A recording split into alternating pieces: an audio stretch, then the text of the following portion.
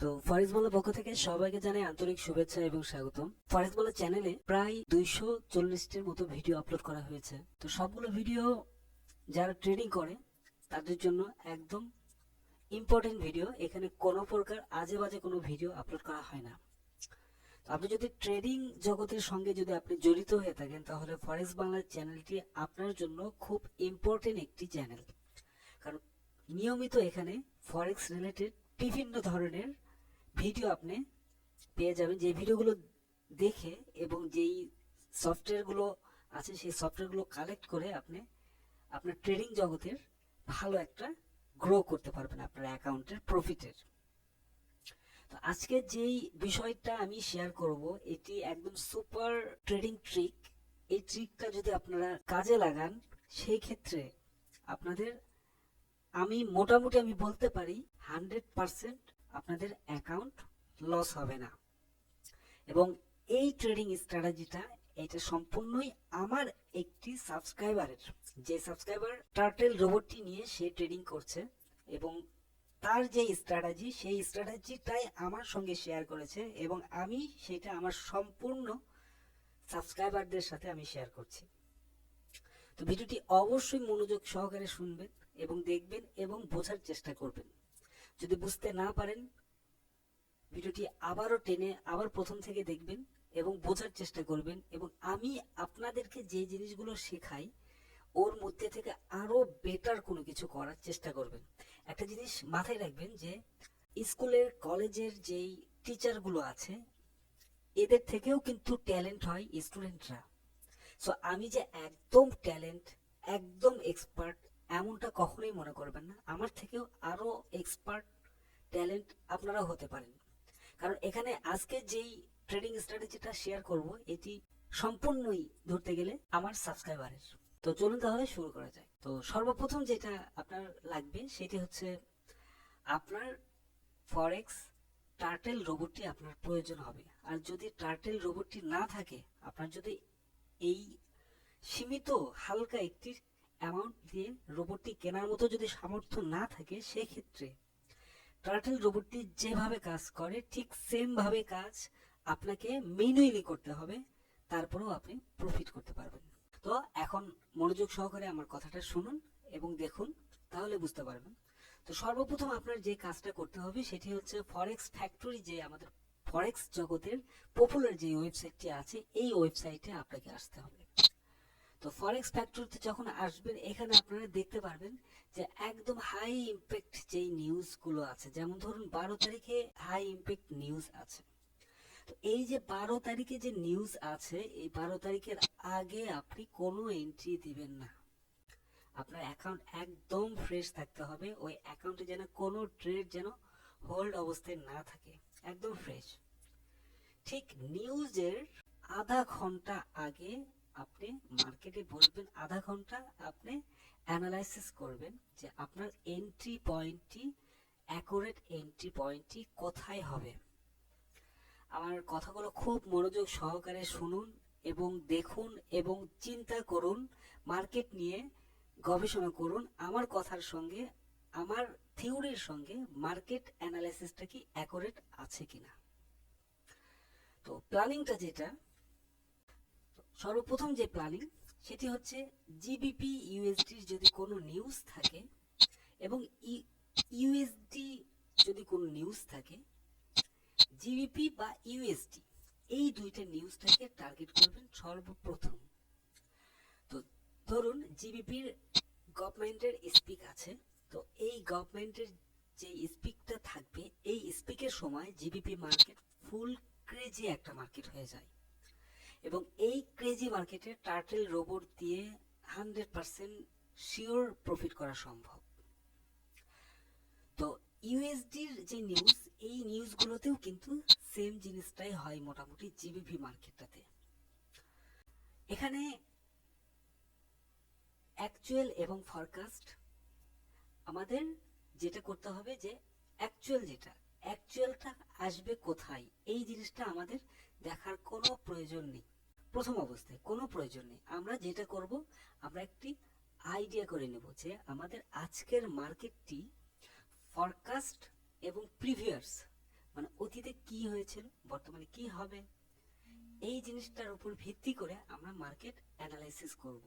তো ধরুন আমি এখানে দেখলাম যে আজকে জিবিপি ইউএসডি নিউজ আছে।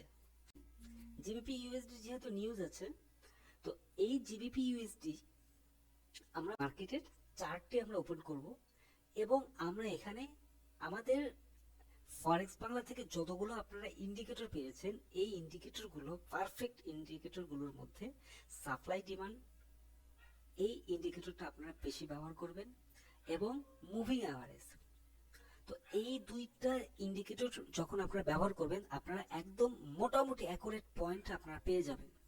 তো এখন দেখুন আমরা যে অ্যানালাইসিস করব, যেটা আপনার যদি ধৈর্য না থাকে তাহলে কিন্তু এই বিষয়গুলো আপনি বুঝতে পারবেন না এবং আপনার ইনকাম তো দূরের কথা, আপনার ব্যালেন্সই জিরো হয়ে চলে যাবে।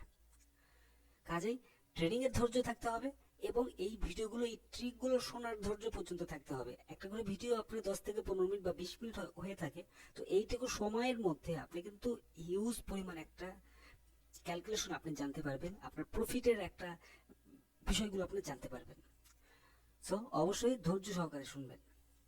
আচ্ছা, এখন আমাদের যে কাজটি করতে হবে, মুভিং অ্যাভারেজ যেটি, এই মুভিং অ্যাভারেজ কিন্তু অনেক ধরনের হয়ে থাকে। সাপোর্ট রেজিস্ট্যান্সের উপর ভিত্তি করেও কিন্তু মুভিং অ্যাভারেজ হয়, বা লাইন টানার ক্ষেত্রেও মুভিং অ্যাভারেজ কাজ করে, এবং সাপ্লাই ডিমান্ড বলেন, এটাতেও কিন্তু মুভিং অ্যাভারেজটা মানে সেম ভাবেই, এগুলো সবগুলো ইন্ডিকেটর ঘরে সেম জায়গাগুলো দিয়ে কিন্তু চাই। তো ধরুন এখন GBP USD market up trend ছিল, এটা হচ্ছে আপ ট্রেন্ড, এটা কিন্তু আমি ট্রেন্ডটা টানলাম। যেহেতু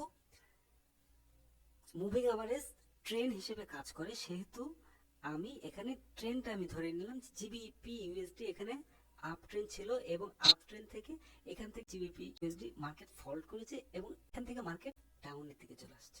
এখন আমি এই জায়গাটাতে আমি আরেকটা যদি আমি টানি, সেই ক্ষেত্রে কিন্তু এখান থেকে দেখা যায় এই পজিশনটাতে কিন্তু আছে।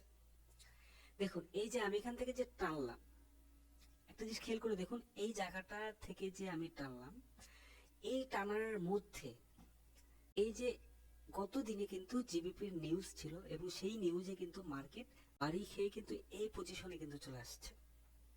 খেয়াল করে দেখুন এখানে কেন আসছে, এই যে লাইনটা যেটা আমি টানলাম, এই লাইনটা কিন্তু এই পজিশনটা, এই পিনটা ধরে কিন্তু আমি এখানে লাইনটা টেনেছি এবং এই পিনটা ধরে যে লাইনটা টেনেছি, ও কিন্তু জিবিপি ইউএসডি এই পজিশনে এসে কিন্তু এখানে বাড়ি খেয়ে মার্কেট আপে চলে গিয়েছে, এখান থেকে কিন্তু ডাউনে আসেনি এবং আপে যাওয়ার পরে মার্কেট কিন্তু আবার ডাউনের দিকে আসছে। তো এখন বিষয় হচ্ছে আমাদের নিউজ যে টাইমগুলো থাকে, এই নিউজ টাইমে মার্কেট কিন্তু একদিকে মানে সরাসরি একদিকে কিন্তু যায় না। মার্কেট কি করে, ঠিক কয়েক সেকেন্ড আগে বা নিউজ পাবলিশ হওয়ার কয়েক সেকেন্ডের মধ্যেই এই মার্কেটটি যদি এই পজিশনে থাকে, তাহলে কি করবে, মার্কেট হয়তো আপেই যাবে, বাট সে করবে কি, নিচে আসবে, এসে দেন আপে চলে যাবে।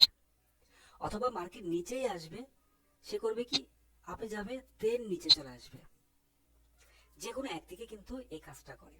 তো আমাদের যে কাজটা করতে হবে সেটি হচ্ছে, আমরা যে কাজটা করব, বাই এবং সেল দুই দিকেই আমরা এন্ট্রিটি দিয়ে দেব, দুই দিকেই। যেমন এই ক্ষেত্রে কিন্তু টার্টেল রোবটটি দুইটা লাগবে, দুইটা কিন্তু লাগবে টার্টেল রোবট। তো দুইটা টার্টেল রোবট যদি থাকে, সেই ক্ষেত্রে দুইটা অ্যাকাউন্টে আপনারা বসিয়ে দিবেন এবং দুইটা অ্যাকাউন্টে যখন থাকবে, যখন আপনি দুইটা অ্যাকাউন্টে সেম পজিশনে বাই এবং সেল বসিয়ে দিবেন, তখন কিন্তু আপনার যে কোনো একটা অ্যাকাউন্টে কিন্তু প্রফিটের দিকে চলে যাবে এবং আরেকটা অ্যাকাউন্টে লসে যাবে। তো দুইটা অ্যাকাউন্টই কিন্তু আপনার, একটা অ্যাকাউন্টে বাই এবং আরেকটা অ্যাকাউন্টে সেল পেন্ডিং অর্ডারটি বসিয়ে দিতে হবে। তো যখন আপনি পেন্ডিং অর্ডারটি যখন আপনি দেবেন, এই পেন্ডিং অর্ডারটি যখন দেখবেন আপনার একটি একটি বাই বা একটি সেল, দুইটার মধ্যে যে কোনো একটি আপনার ক্যাশ করেছে, মানে একটি অর্ডার আপনার ধরেছে, মানে পেন্ডিং অর্ডারের মধ্যে একটি অর্ডার ধরেছে।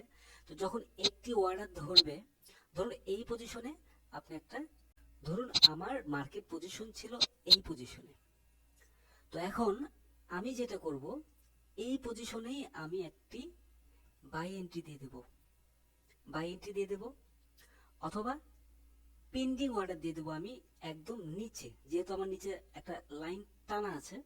সো আমি এই নিচে এসে একটি বাই পেন্ডিং অর্ডার দিয়ে দেব, এবং যেহেতু বাই পেন্ডিং অর্ডার এখানে আছে, সো মার্কেট যখন এখান থেকে উপরের দিকে চলে যাবে, উপরের দিকে যখন যাবে তখন এই যে উপরে যে সেলের একটা পেন্ডিং অর্ডারটি যেটা ছিল, যখন একটি পেন্ডিং অর্ডার ধরবে, ধরার সঙ্গে সঙ্গে উপরের যে পেন্ডিং অর্ডারটি আছে এই পেন্ডিং অর্ডারটি ক্লোজ করে দিতে হবে, যেহেতু একটি পেন্ডিং অলরেডি ধরে ফেলেছে। এখন বিষয় হচ্ছে একটি কিন্তু ক্লোজ করে দিলেন, আর নিচে এখানে যেটা আছে এই মার্কেটটি যখন বাই এন্ট্রি দেব, আমি নেগেটিভটাই আমি মানে 95% নেগেটিভটাই ধরি যে মার্কেট বাই এন্ট্রি এখানে দিয়েছি, বাট মার্কেট আপে যায় নাই, মার্কেট কি হয়েছে এখান থেকে ডাউনের দিকে চলে আসছে। কিন্তু আমার এই যে এই পজিশনটাতে যে বাই এন্ট্রিটা আছে এইটার নিচেই কিন্তু রোবট কি করবে, পজিশনটাতে কিন্তু একটি সেল এন্ট্রি কিন্তু দিয়ে দিবে, এবং যখন সেল এন্ট্রিটা এখানে দিয়ে দিবে, সেল এন্ট্রি দেওয়া বলতে পেন্ডিংটা মানে অটোমেটিকলি একটা এন্ট্রি ধরার পরে অটোমেটিকলি কিন্তু পেন্ডিং অর্ডারটা এখানে ধরে ফেলবে, এবং যখন এখানে ধরে ফেলবে তখন কিন্তু এই মার্কেটটি যদি আমার বাই এন্ট্রি আছে, মার্কেট আপে গেলে আমার প্রফিট হবে, বাট এখান থেকে যদি মার্কেট নিচের দিকেও আসে সেক্ষেত্রে কিন্তু আমার প্রফিটের দিকে চলে আসবে, যেহেতু এখানে একটি পেন্ডিং সেল এন্ট্রি অলরেডি ধরে ফেলেছে।